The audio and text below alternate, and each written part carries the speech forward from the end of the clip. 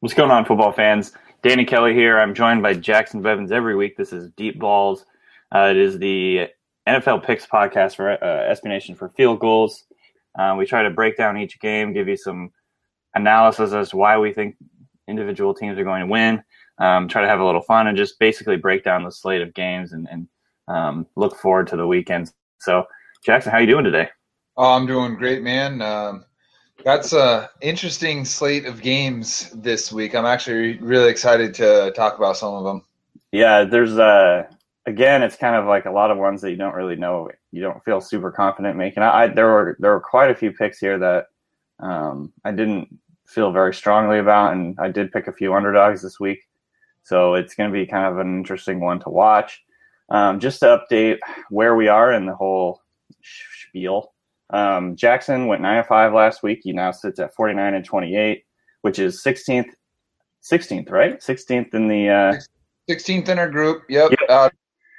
16th in entries. Yeah, exactly. So there's 138 entries. Jackson and I are actually sitting both at 49 wins right now, 85th percentile overall. We're really coming for you guys at the front right now. There's CW6,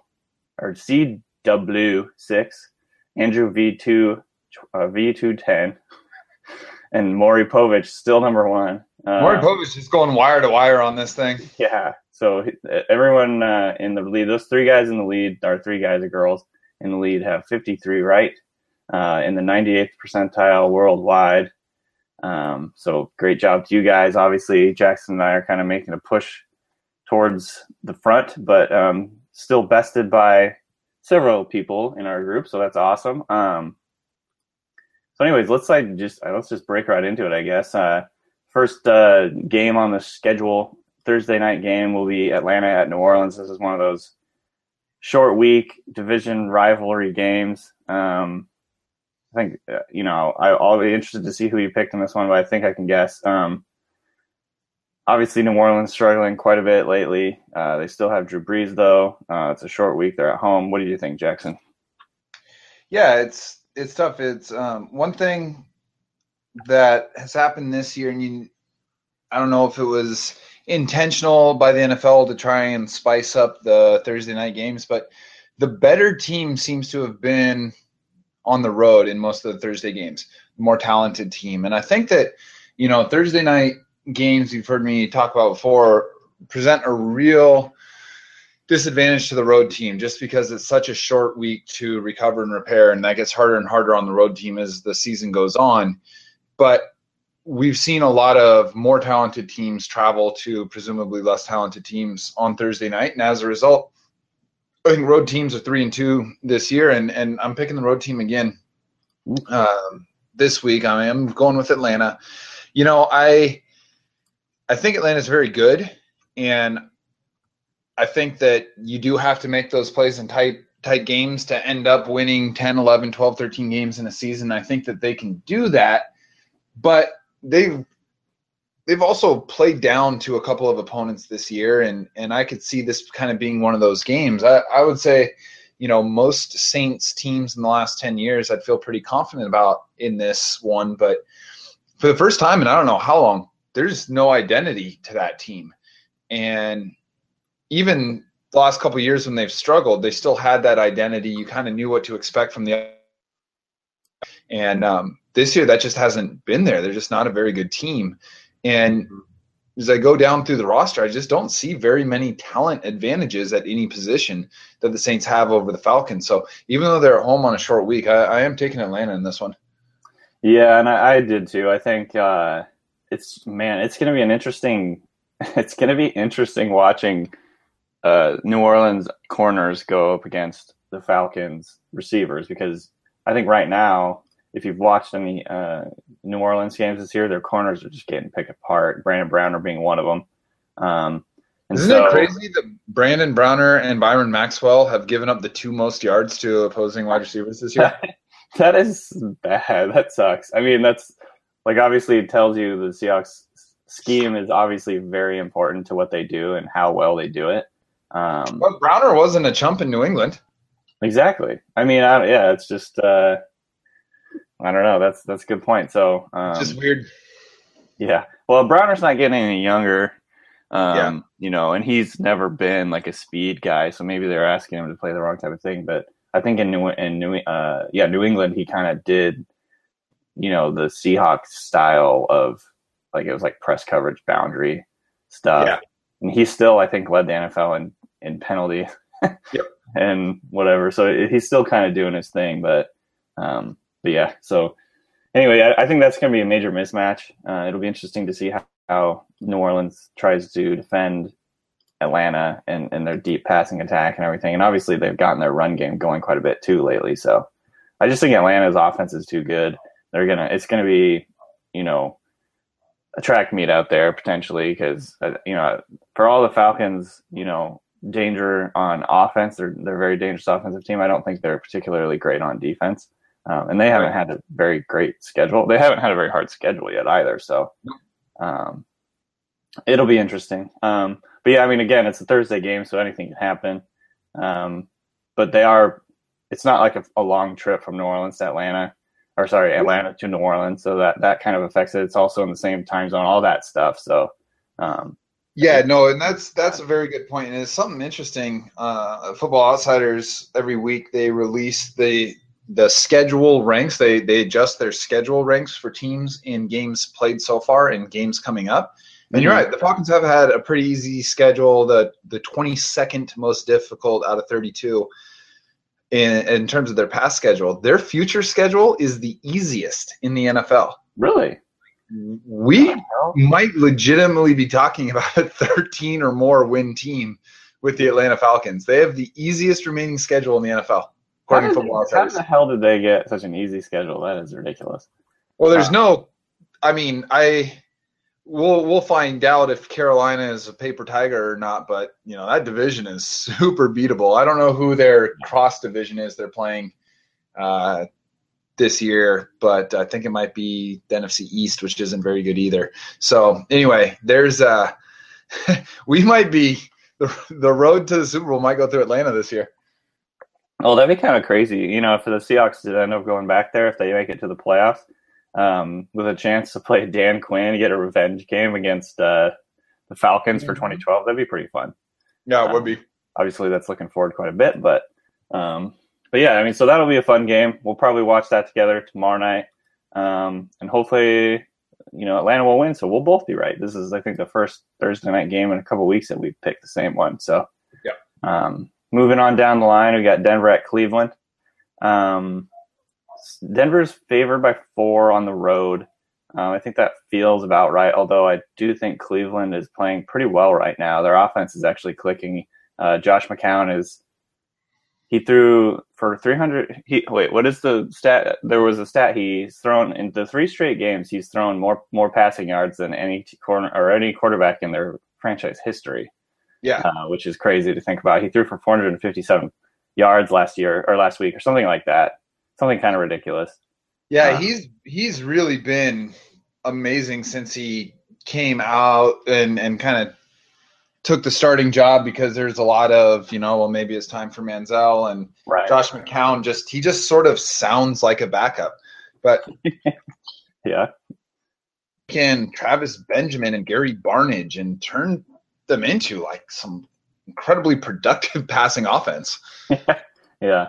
Although I will say this week is an interesting matchup because Denver's pass defense is probably the best in the NFL. So that is an interesting. I come down to more interceptions and touchdown passes this year. I guess teams are, crowding the box, not really, giving him any respect deep, which, affects their run game as well. So it's going to be an interesting game. I ended up picking Denver. Who did you pick in this game? I took Cleveland, and yeah, I don't even really, the more I think about it, I don't really blame you. It's kind of a crazy thing to think, and right now we've got 91% of the country picking Denver, and really? It's easy. When you think of Cleveland, you sort of think of ineptitude, and then you look at the Broncos, and they're 5-0. But there's a couple things about this that make me think that Cleveland's going to win. One, they're at home. 2, McCown is playing very, very well. And yeah, Denver's defense is the best in the NFL, but no DeMarcus Ware. And now it's looking like maybe no Aqib Talib. And those are huge cogs in that defense. I think DeMarcus Ware is third in the NFL in sacks. Aqib Talib's been amazing. That's a big deal. So there's that. And we're all talking about how the Denver offense is down, but it's still Demaryius Thomas and Emmanuel Sanders and Peyton Manning, right? Mm-hmm. They are 32nd in offensive DVOA. They are the worst offensive team in the NFL. And to be honest, it's not close. They have a negative 26.7 offensive rating, which, I mean, whatever, that's sort of a just kind of out there number. But, right. I mean, that's huge. It's the vast majority of the teams are somewhere within 10% of average. Mm-hmm. So to be 26% one way or the other is really crazy. They're really bad on offense, like really, really bad. And, Cleveland's scoring a lot of points right now. They're scoring 28 points a game the last 4. And I think Denver's going to have to score some points to win this. And they haven't shown that they can do that. Like, their defense is getting all their scores. So, right. It's one of those ones where I see it as far more of a coin flip than, a 4-point spread. I think that 4-point spread has the perception of these teams. But I've got Cleveland in this one. You're kind of convincing me here a little bit, so I'm doubting my pick a little bit, but I'm sticking with it. But yeah, I mean, I agree. It's definitely an interesting matchup from that point of view, because in Cleveland's defense isn't chopped liver either. I don't know what they are in DVOA so far, but I know they have some talented players in their secondary. And they can rush the passer a little bit. So they really do. I'll actually tell you how Cleveland shakes out. Actually, not very good on defense. They are 27th. Yeah, they're 27th. That's a little surprising, Yeah, it is. It is a little surprising, but you look at their scores, and I mean, we're talking about gave up 31 to the Jets, 27 to the Raiders, 30 to the Chargers, 30 to Baltimore. So they've definitely given up some points as well, but Denver just isn't a point-scoring team, honestly. I mean, they're just not. I know, it's crazy. Which is such a weird paradox, or contradiction to, who they were 2 years ago when the Seahawks beat them. Like, that year, literally like the greatest offense of all time. Yeah. And now they're like the worst in the league. It's just so crazy to think about it. And I mean, really, there's still a lot of the same like playmakers there, And it's funny because Peyton Manning has a defense for the first time. Like, really a top-level defense for the first time in his career, and it happens to coincide with the biggest drop-off he's ever experienced, which I guess you could look at as kind of a blessing, like it's kind of helping float him right now. But at the same time, it's got to be like, man, what would a defense even 80 or 90% as good as this have been like with Peyton Manning, in his prime? We're probably talking 4 or 5 rings. Yeah. And I guess I said that they have a lot of the same playmakers. I don't think that's actually true. I think they pretty much only Demaryius is the same guy from that from the Super Bowl. They've turned that offense over enormously. Yeah, so I was wrong on that the more I thought about it. But yeah, so anyhow, that'll be an interesting game. Let's move on down to the next one, Cincinnati at Buffalo. I think this is also a pretty interesting game. Although my confidence in Buffalo has waned a lot the last couple of weeks. Who did you pick in this game? I took Cincinnati, but mostly because it looks like Tyrod Taylor is going to be out. Right. I think that Tyrod Taylor's definitely got some Russell Wilson to him, and I think that the way that they run the ball is a really good complement for that. But he's still showing a lot of inconsistency, but I think good Tyrod Taylor can beat the Bengals at home. But it's looking more and more like E.J. Manuel. Does look like they'll have McCoy and Watkins back, and perhaps Carlos Williams as well. So that's probably their 3 best offensive players. But I don't trust E.J. Manuel to go out and beat a Bengals team that we saw firsthand is clicking and really playing well. They're to adapt to what Seattle did to them, and Buffalo is a very similar defense to Seattle in terms of style and production. Cincinnati's got the weapons to make adjustments. Andy Dalton's playing out of his mind right now. He's playing like the best quarterback in the world, as crazy as that is. So I do think it keeps rolling for the Bengals, and I think we're starting to look at the Bengals as like, a team that can really compete for an AFC title this year. Yeah, I also picked Cincinnati. Similar to same reasons. I also, just the Buffalo defense has been a little inconsistent. I don't really know if I trust them very well anymore. But yeah, I mean, having their backup in, they've got some injuries on offense. I think that EJ Manuel actually did play really well in the preseason, so it should be an interesting game from that perspective to see if he kind of maybe makes it like a quarterback controversy there in Buffalo. But yeah, I just think that Cincinnati's playing really, really well right now. They're very confident, and that's a game they can win, and I think they will end up winning it. Moving on down, let's talk about Kansas City, Minnesota. Kansas City has had a depressing season so far. Obviously, we talked about it last week. They played the first 3 teams they lost to are all still undefeated, I think, in New England, Denver, and Cincinnati. And then they lost last week to the Chicago Bears, which is weird. And they also lost Jamal Charles to ACL injury, obviously. So their season's looking like it's going into the shitter quickly. On the other hand, Minnesota, they're playing pretty well. I think they're coming off their bye. Who did you get in this game?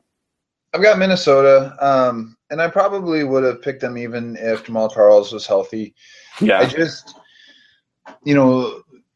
Minnesota has realized that Adrian Peterson is back and back to being Adrian Peterson. There's no more figuring out if he can handle the full workload or any of that. He's the man, and they are just completely minimizing Bridgewater's effect on the game. I actually really liked the development that Bridgewater made in the last half of last year. I thought he was quite good. But he hasn't been very good this year, and teams know that, and they're trying to jump routes and pressing coverage and all of that stuff and crowding the box, and it just doesn't matter. Minnesota can still kind of enforce their will on them, and Kansas City has been bad against the run this year. I think there's a lot of individual talent on that Chiefs team. Actually, there's a ton of individual talent on that Chiefs team. But if it hasn't come together now, it's not going to start on the road without Jamal Charles. Yeah. I picked the Vikings as well. I just think that Kansas City is kind of on the ropes right now, and they don't look like they're full of too much fight right now. But I mean, you could see them kind of rally around the injury and all that, but it just feels like they're demoralized. It almost feels like their season's over. You know what I mean? Like, not really to this point. Obviously, it's really early still, but it just kind of feels bad for them. And I think Minnesota's at home. They've got they've got a good defense, a good offense. They've got Adrian Peterson. I just see this game coming down to a lot of those factors. And yeah, so I went with Minnesota. Moving down, we got a pick'em game for Vegas. It's Houston at Jacksonville. Obviously, both teams playing crappy. So who'd you get in this one? Yeah, this was Houston by 1 all day, and just in the last hour, it switched to a pick'em. These are 2 pretty bad teams, and my rule when there are bad teams, unless you have a compelling reason, otherwise, just pick the home team. There's so many variables with bad teams; they're tougher to predict. So I am taking Jacksonville. I actually really love what I've been seeing out of Blake Bortles lately. He has weapons, and he's not afraid to use them. Like, he will challenge defenses with Allen Robinson and Allen Hurns, and that's really fun to watch. TJ Yeldon is showing that he can handle an NFL workload. It'd be interesting to see if he can play in this one. But Houston has been really, really, really bad at executing all manner of football this year. Like, it's crazy. We were watching that game against the Hasselbeck Colts last week, and it was just outside of DeAndre Hopkins, there was nothing. Man, there was just nothing that team could do. Yeah. But it was interesting when they saying, man, Houston sucks. Yeah. They really it was like shocking. I wasn't expecting them to be great this year, but it's like there's too much talent for them to be that bad. And The one thing that did give me pause on this pick was how well Brian Hoyer played, and coming in and basically throwing for 300 yards and a half to bring them back to that game and give them a shot. But I do have Jacksonville, mostly just because I don't have a compelling reason not to take the home team. Yeah, and I know the rule, and it's a good rule, but I broke that rule this week. Good for you.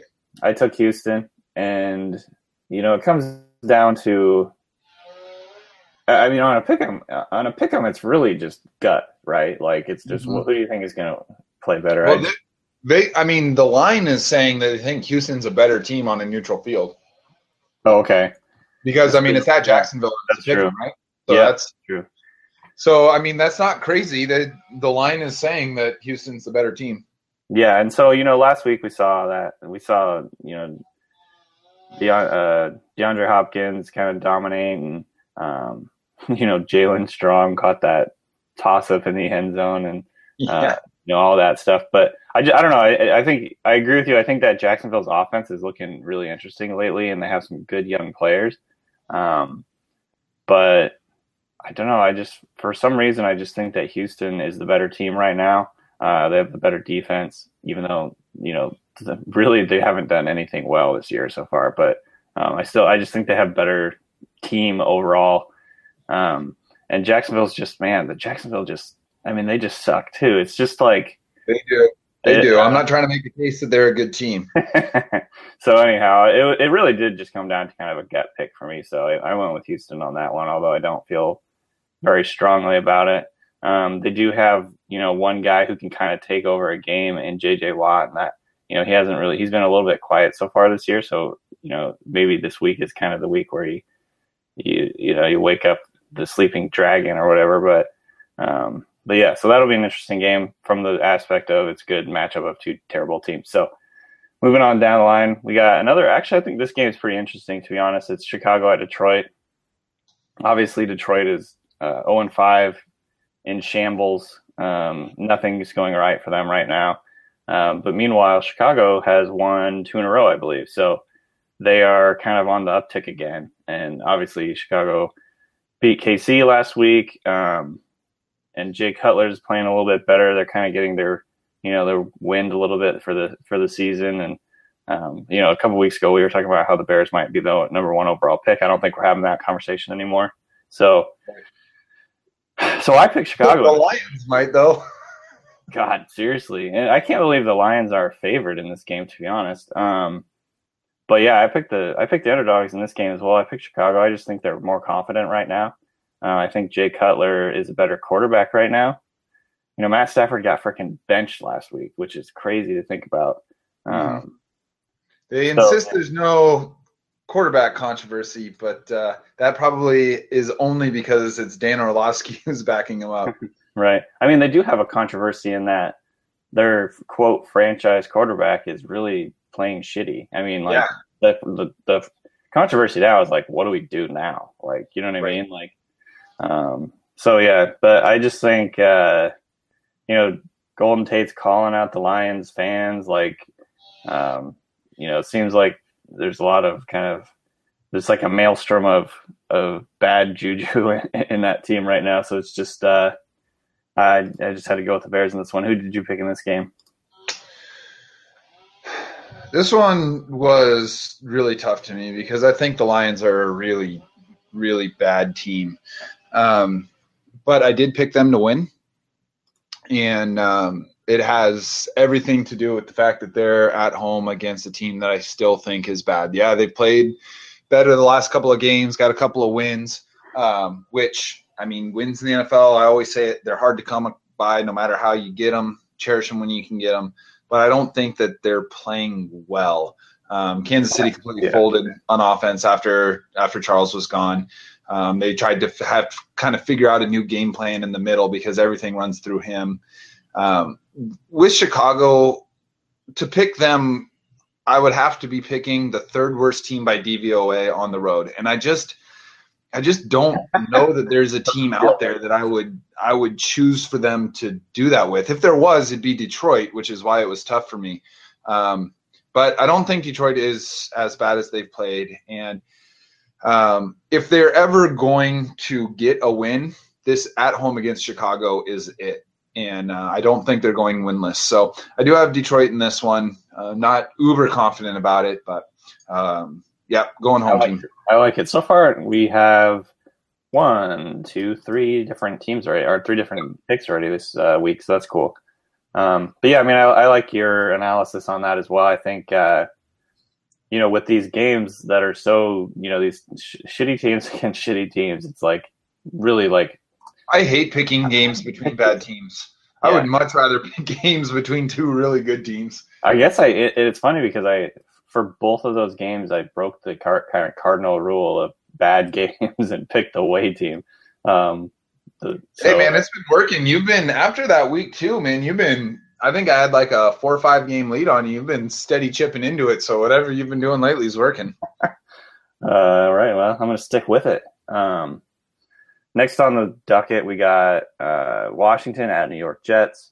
Washington, I think, is better this year than I expected they'd be, but they're still not good. And then, the Jets, I think, are actually a pretty good team. I think on offense, they're better than I think a lot of people expected. Brandon Marshall is a huge piece of that offense.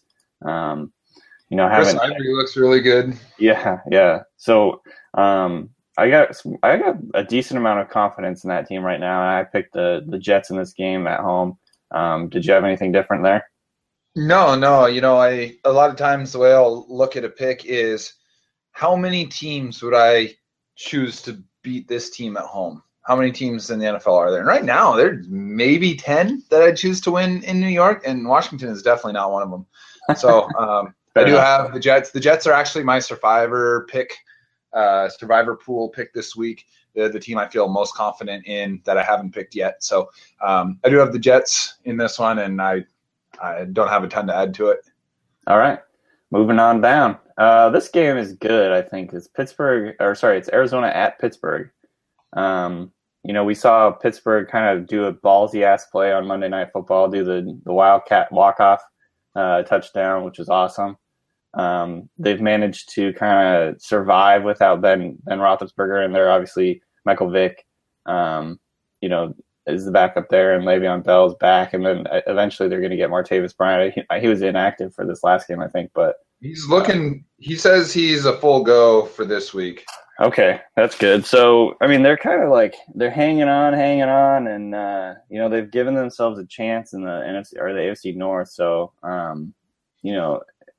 that said, I think that Arizona is just playing freaking lights out still.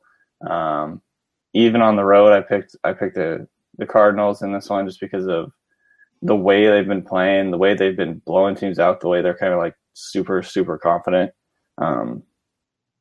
But I don't know. I mean, like the way that the Steelers beat the Chargers made me kind of think maybe this is a better game than I thought originally. But at the end of the day, I picked Arizona. Who did you pick in this game?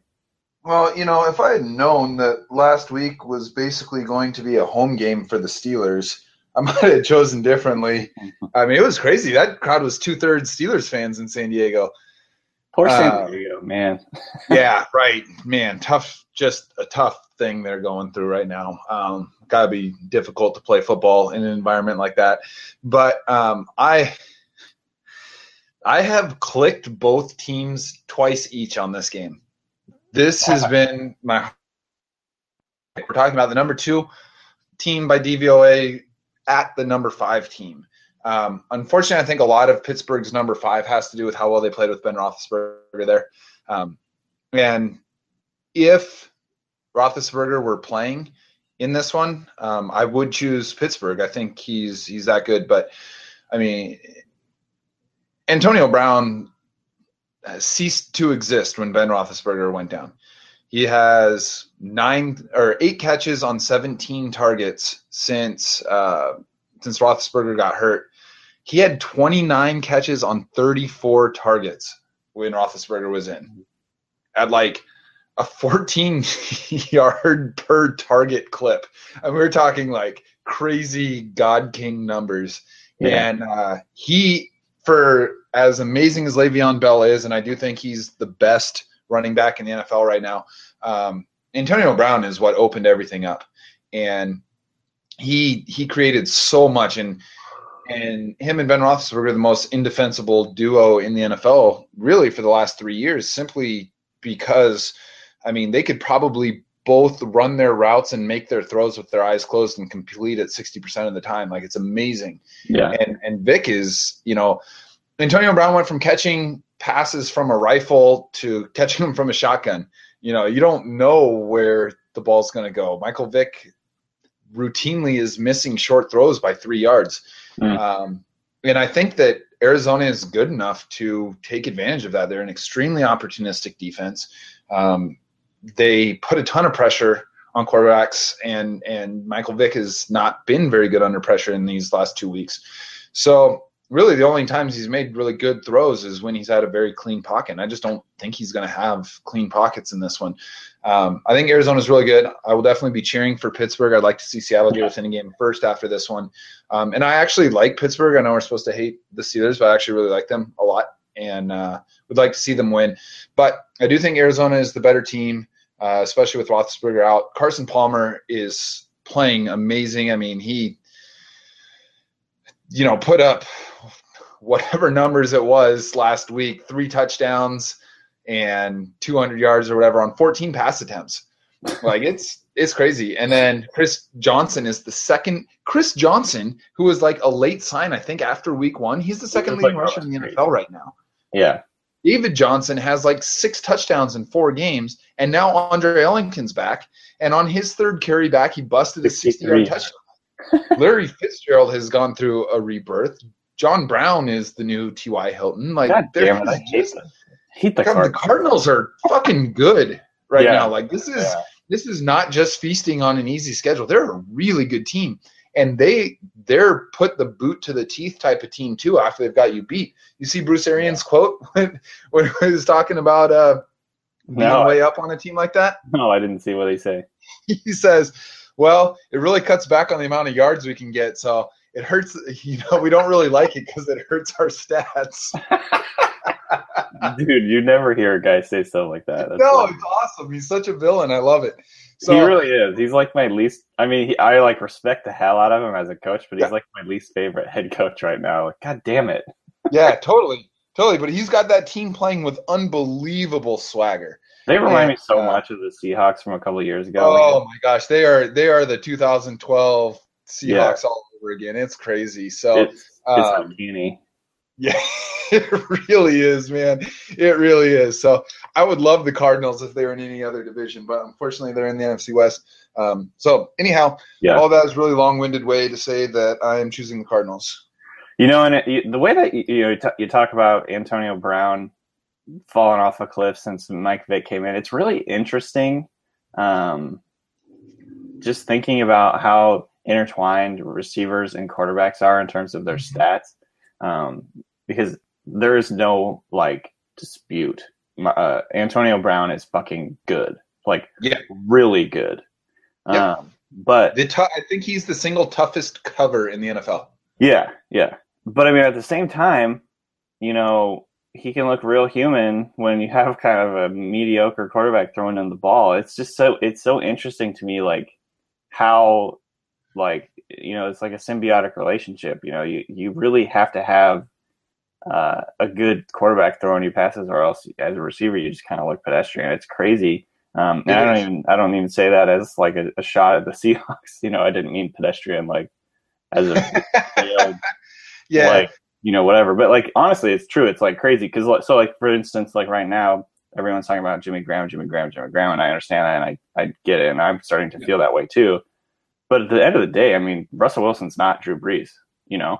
It's like Antonio Brown and Ben Roethlisberger, this insanely crazy trust and relationship on the field. That was like Jimmy Graham and Drew Brees. And it took 20 games of playing with Drew Brees before Jimmy Graham started to produce like Jimmy Graham. Yeah. It didn't just happen. Yeah. That rapport takes time. It's not just the Seahawks offense. No, it's not plug and play. Right. And so, I don't know, that just is really fascinating to me. Kind of adds a lot of context to what's going on in Seattle right now, I think. And at the same time, I mean, you see like Russell Wilson and Doug Baldwin and Jermaine Kearse. There's a lot more trust in those three, I think, between those three. And so, like we've seen, like Kearse and Doug have like 0 drops this year. So it's like, I don't know. It's just going to be interesting. I think I'm still willing. There's an article today asking if the Seahawks should trade Jimmy Graham. I'm just like, shut up. But like, I do think, even though I'm frustrated with how he's been playing and how he's been used a little bit, like, I'm still pretty much happy with how he's played, but it's starting to be like maybe like they need to change something up. But at the end of the day, I think it's really a lot of it is just chemistry, like learning to play and trust with each other. And honestly, at what point can we just trust that this team knows what they're doing? Like, they've been the best team in the NFL for 3 years. Yeah. It's always that has to count for something when we were getting frustrated. Yeah, I mean, and this is residual Percy stuff. Like, if Percy Harvin had, not ever happened with Seattle, I think people would probably look at this a whole lot different. I agree. But it's kind of like, oh, not again. You know what I mean? But like, that's right. That was a unique situation. Percy Harvin's a unique person. Obviously, his track record would indicate it really wasn't. It really wasn't Seattle's fault that didn't work out. I agree. So anyway, long story short, again, I agree. I picked Arizona, but I think it's going to be a fun game to watch. Moving down the line, we got Miami at Tennessee, which is I don't know how to describe this game. It'll be an interesting one, I guess. Obviously, Miami's reeling from firing head coach Philbin. What's his first name? Joe Philbin. And, they have their interim head coach now, young guy. Potentially, they could infuse a little energy into that unit. But I don't think the history of interim coaches has been especially strong in the NFL. So what do you think? Do you think Miami's back on the up, or are they kind of finished? Well, I think they're not as bad as they've played. Joe Philbin just sort of has always seemed like a semi-animated sack of potatoes. It's just I can't ever since he was on Hard Knocks and you just saw how he like interacted with players and went about his business, and there's no culture of Joe Philbin there. There's no team personality. It's a bunch of individual players doing individual player stuff, and they'll be better off without him, I think, assuming they have someone decent to take over. But you're right. It's the NFL. You hear me talk about identity a lot with teams, and I think that's so important to know your role and know how it relates to the roles of your teammates and know what your relationship with your coaches are and all that stuff. It matters a lot. And I think that Miami's just lacking that. They're a lot worse than I expected them to be this year. I thought they'd be a playoff team with all the talent they added in the offseason. That's clearly not going to happen. And Tennessee has been a lot better than I thought. Tennessee is actually 14th in DVOA, which is kind of crazy to think about at the beginning of the season. I would be tempted to take Miami if it were in Miami, but I think Tennessee is legitimately the better team, and they're at home, so I took them. Alrighty, I took them as well. Moving on down, let's talk about Carolina at Seattle. Right now, obviously, the Seahawks are favored by 7, but I think this is going to be a tight one as per usual. This is the lowest point total per Vegas on the slate this week. 41 is the over-under number. Probably going to be a bit of a defensive battle. What do you think? Yeah, I would be curious to know when the last time a team with a losing record was a 7-point favorite over an undefeated team. You've got a 4-0 team coming off of a bye, and they're being picked to lose by 7 to a 2-3 team. And I think that says a lot about how much to read into early season NFL records. You can go back. It's kind of a fun exercise. I don't have any of the numbers to rip off, but it was something I was thinking about this year because it's something I did the year before too, when Seattle was 3-3, and looking at the correlation between the records at the end of September, records at the end of October, and who actually makes it to the playoffs and makes runs. And there's there's a surprisingly low correlation. You know, we don't know anything about anybody except for the few really good teams and the few really bad teams until November. You know, Seattle, there's so many ways you could look at the Seahawks. Yeah, they're a miracle fumble away from being 1-4, but they're also holding on to leads away from being 5-0. They've led in the fourth quarter of every game. Yeah. And the teams that they've lost to are good teams. So I do think Seattle's much better than their record. I think that they've kind of just been a play away 3 times. You can make a case that maybe Green Bay is just a better team, but I think that Seattle is still a top-tier NFL team, certainly at home. You know, they continue to be amazing at home, 29-2 in the Russell Wilson era. So That's insane. yeah, and they've owned the Panthers. You know, only the playoff game was it ever really close, but they beat them 3 times in 3 years in Carolina, and then, you know, kind of thumped them a little bit. This is the game where the Seahawks get their mojo back. I think so. I think when you see a good, you know, if they win this game and the crowd is leaving the stadium after beating a 4-0 team, and the fans, you know, watching at home are clicking off. If the Seahawks win this game, I think that that's a, you know, okay, we can beat teams that aren't the Bears and the Lions, and I think that this is the game that they're going to do it. You know, it's Carolina, as we've talked about, I think is sort of addition by subtraction. You take all of Cam Newton's options away, and all you're left with is Cam Newton. And when all Cam Newton is left with is Cam Newton, he's really, really dangerous, and he's playing the best football of his career right now. And he's kind of tapped back into that rookie season, right? Dynamo, get on my back. I'm going to do it. I'm going to smile the whole way. Like I'm an enormous Cam Newton fan, and I really want to see him do well. But I don't think he will do well in this game. I think he's going to need someone to throw to. One of the things we talked about on the Cigar Thoughts podcast last night, which should post in the morning, was how many great throws and catches have been made to beat the Seahawks in these games. Yeah. Whether it be the Super Bowl, whether it be Tony Romo's miracle to Terrence Williams for Dallas last year, whether it was, you know, freaking Nick Foles throwing that pass between Earl Thomas and Richard Sherman to Stedman Bailey on the sideline. You know, the one that Dalton threw to Eifert, that diving catch, you know, late in the game. To beat the Seahawks, you have to make a couple of those plays, and I don't know that there's anyone in Carolina who can. So their defense also hasn't been very good. They do have Luke Kuechly back, but they're missing Charles Johnson, who is their Michael Bennett, and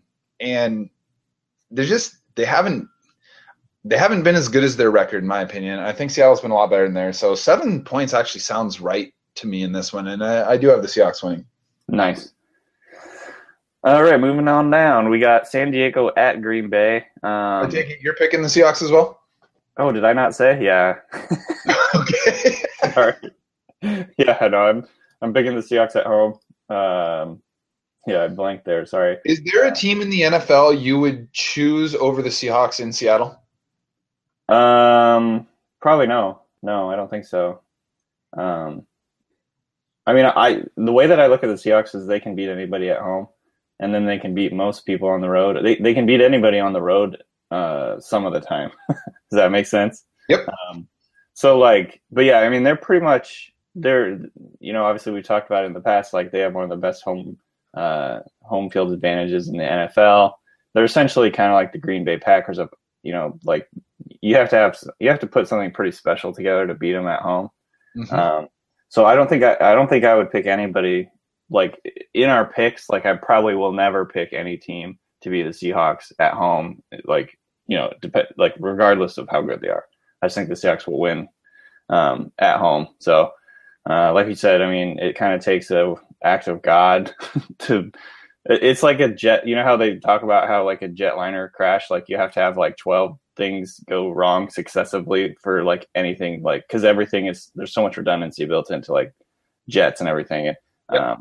For there to be an air disaster, you have to have like 12 things in a row go wrong. I feel like that's kind of like it's a terrible analogy, but it's kind of like what happens with Seattle. Like they have to have like some real serious issues with like 5 or 6 things straight to lose at home. So that's kind of how I feel about that. Yeah, I'm with you. It's not that it can't happen, but it's only happened twice in the last 3.5 years. I mean, we're talking we're talking about opponents having a 7% winning percentage in Seattle, so it takes something pretty special. Yep. So that's where I land on that. I picked the Seahawks. Obviously, both of us were correct last week in picking the Bengals, which is unfortunate, but Yeah, I would happily have gone 8-6 instead of yeah, 9-5. no doubt, no doubt. And Seattle almost made us look bad. I mean, 3/4 of the way through, they were kind of dominating, obviously, but we don't need to open up that wound again. Let's talk about Green Bay and San Diego. This is kind of an interesting game. I mean, I always, like, how I feel. I love Phil Rivers. I think he's You do. And they're kind of one of those teams. Do it. No, I do not. I just got done telling you they're like the Seahawks are like Green Bay, unbeatable at home. I picked Green Bay because they're at home. Kind of struggled a little bit on offense. It feels like maybe not quite as potent as they'd been recently, but they're still getting W's. Obviously, their defense has been way better than I thought it would be. I kind of thought they would like ride their offense this year, but their defense has actually been really good. So, but San Diego is an interesting wild card. I don't think they're going to win, but they can score points in bunches. They've kind of got some good playmakers. Obviously, having Antonio Gates back holy cow, didn't miss a beat. Is a big deal. I mean, I think he had 11 targets. He had 9 catches on 11 targets, 2 touchdowns. This is, again, like, remember, like, we're talking like the greatest chemistry between two players of those positions of all time, right? Like, or something close to. Yep. That chemistry is important, and you saw it manifest quickly, even though he's missed the first 4 games. So, but at the end of the day, I picked Green Bay. I think they'll win, just because they're so unstoppable at home and they're so balanced this year. Yeah, I don't know that there's a team I would pick to beat Green Bay in Green Bay in the NFL. I mean, They look at this point of their season. And I'm not saying they will, right? It's just too hard to do. But they're looking like they could be a 16-0 team. Yep. I mean, they're so good in every phase of the game, and they're 5th on offense in DVOA. They're 4th in defense. The Green Bay defense is the 4th best defense in the NFL so far. Yeah, that's crazy. This is a complete team right now. So I joked about maybe the road to the Super Bowl going through Atlanta, but it's going to go through Green Bay in the NFC, and this game will just reassert that. I do like the Chargers. I kind of have this begrudging admiration for them, but they just seem to me to be the definition of an 8 to 10 win team every single season. They are. And an 8 to 10 win team isn't going into Green Bay and beating this team with this Aaron Rodgers. So, I've got Green Bay by a couple of scores. All right, moving on down, we got Baltimore at San Francisco. I actually think this is a pretty interesting game. Niners showed some fight on Sunday. Yeah, and it was kind of, I don't know how this is the weirdest emotion, but it was actually kind of good to see them, them do well. I don't know why I feel that way, but, I was a little bit relieved to see Colin Kaepernick actually start looking like an NFL quarterback. Don't know why, but I guess it was just kind of cool. Just like as a football fan in general, like was. I mean, it's just, I guess, more fun to watch him play well. He's one of those kind of exciting quarterbacks because he's like Russell Wilson in the sense he can run really well. He's really athletic. He's got a cannon for an arm, but there's that missing element. At least has been this year. He's obviously kind of going in the wrong direction, but he definitely looked a lot better. Trying to make him something that he isn't. They need to stop trying to do the same. And you see this with every really mobile, assertive running quarterback in the NFL, eventually for longevity purposes or just so the offense can run, the coordinators can run an offense they're more comfortable with. They try and get these guys in the pocket. And a lot of guys can make that switch. I don't ever see it happening for Kaepernick. He is a mess fundamentally. I mean, that guy is he's got appendages going in every direction when he throws.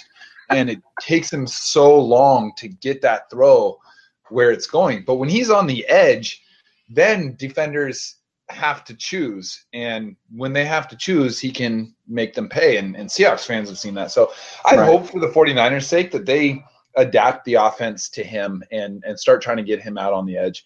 I think as a football fan, or as a Seahawks fan, football is more fun when the 49ers matter. So I'd like to see them start mattering again before too long. What did you pick in this game? I really wanted to pick the 49ers. I really did. But I think the Ravens are one of the best 1-4 teams I've seen for whatever that means. I mean, it's so crazy to think that Harbaugh, or the Harbaugh number 2, first one was the Super Bowl, and the second one is 2 1-4 teams. 3 years later? But I guess not really the Harbaugh, because obviously Jim Harbaugh's gone. But I do have the Ravens winning, assuming that Forsett is healthy, because as you know, we've talked about the last couple of weeks, the Ravens have adapted their offense to work to his strengths and kind of play off of that. And he's rewarded them with, 250 plus yards rushing combined in the last 2 games. So I think that opens up a lot for him.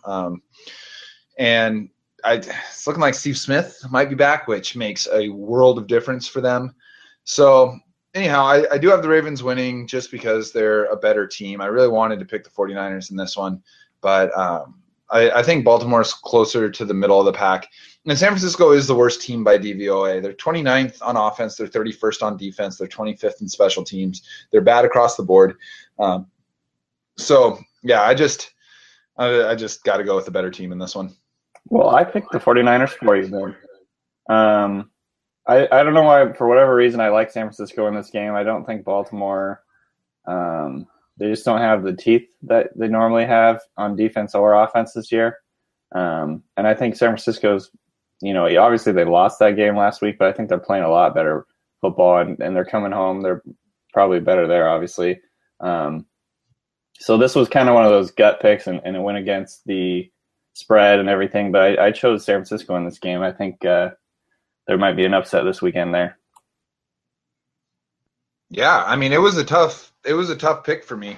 I would have assumed before the season this would have been a pretty easy one, but I think that you still have to be decent. You have to play a pretty good game to beat the Ravens, and I don't think the 49ers will do it. Fair enough. Let's get it. So now we have 4 games difference this week, I think, which is an all-time high on this podcast. So that's fun. Could be some divergent scoring going on this week. So that'll be fun to watch. 2 more games on the schedule. Let's talk about New England at Indianapolis. Still haven't really heard. Is Luck planning on playing this week? What's the deal with that? Do you know? Well, it doesn't matter, but I mean, the Patriots are going to go out and hang 70 on the Colts if they can after, they blew the whistle on Deflategate and whatever. Like it's throat stomping time. So, I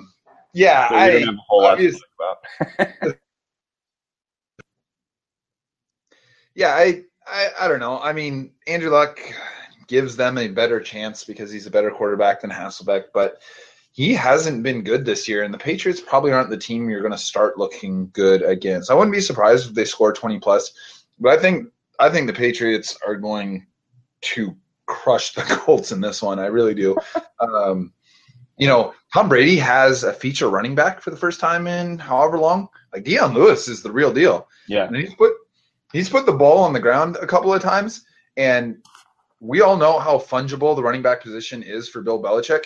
Like, he'll just plug and play. Like, what was it? Jonas Gray ran for 200 yards and 4 touchdowns and then wasn't a healthy scratch the next week. Yeah. Like, the fact that Deion Lewis has fumbled twice and is still getting all of the touches, he's legit. And that gives Tom Brady something that he hasn't had in a really long time. Julian Edelman is still running the best routes in the NFL. He's killing it. Gronk, obviously. The defense has been good. They're the number 1 team in DVOA by a margin. I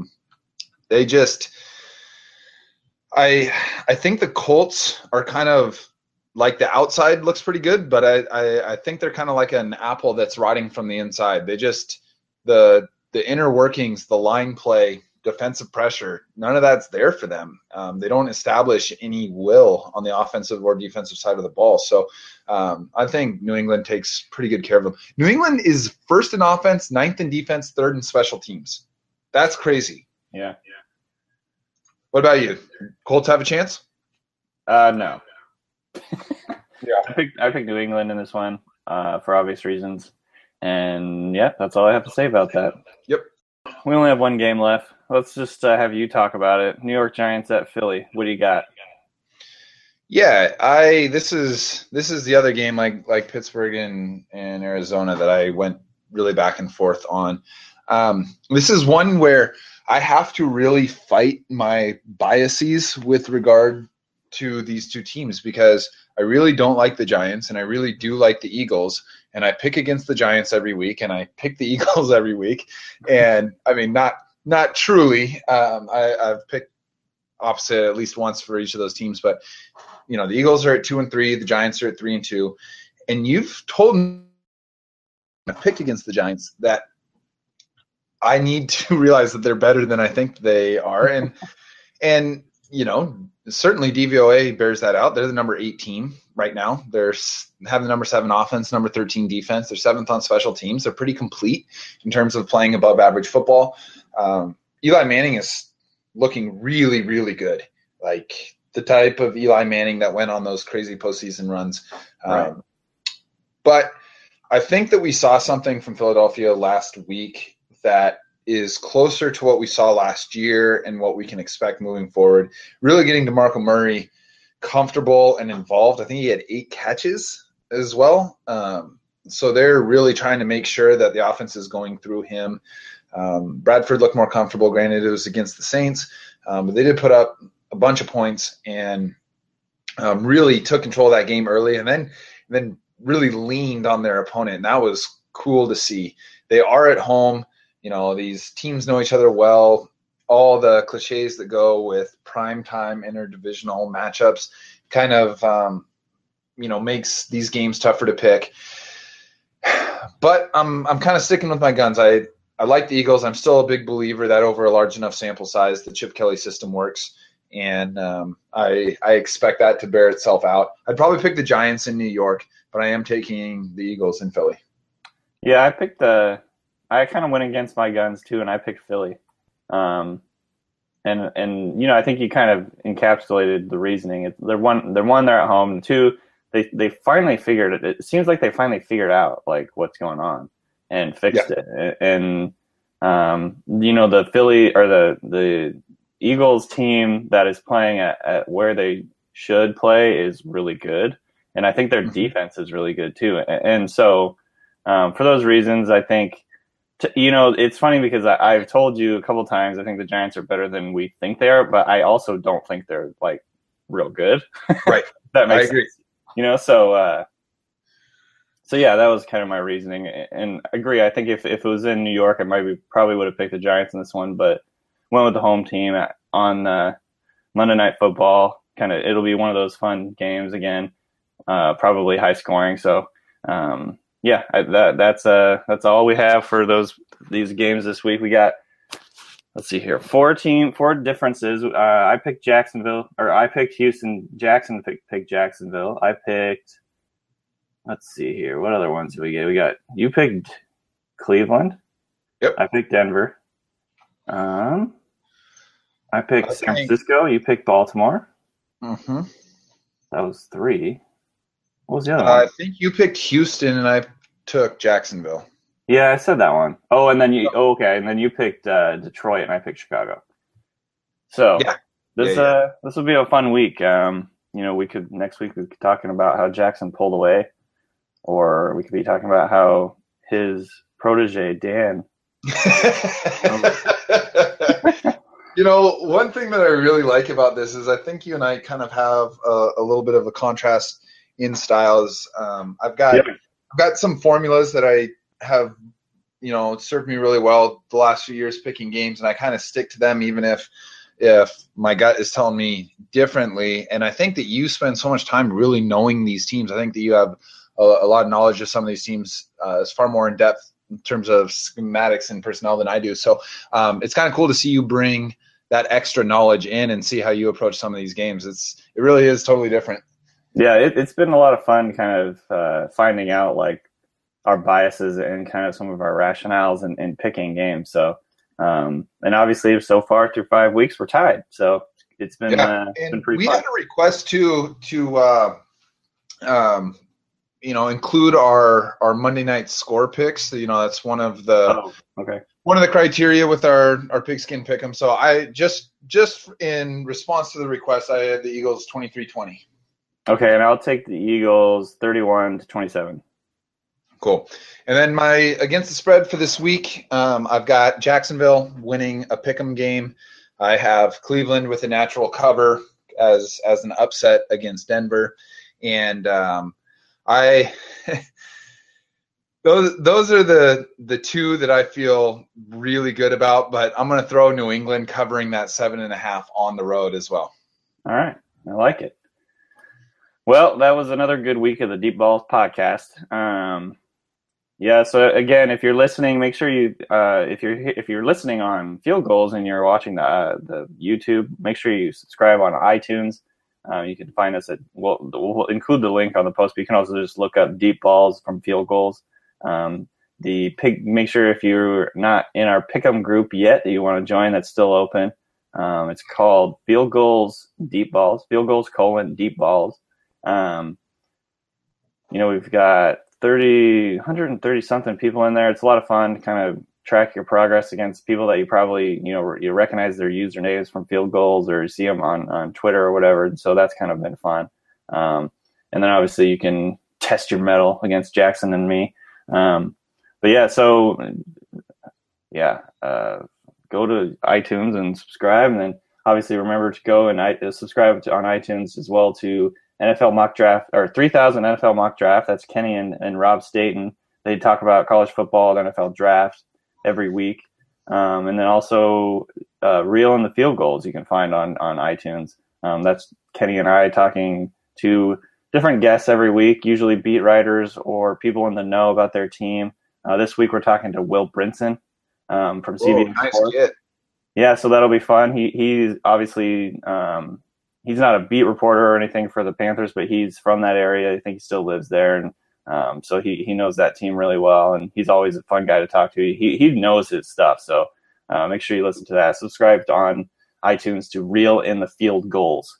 So anything else to add, Jackson, before we let the listeners go? Nope, not at all, man. I'm good. All righty. Well, we'll talk to you guys next week.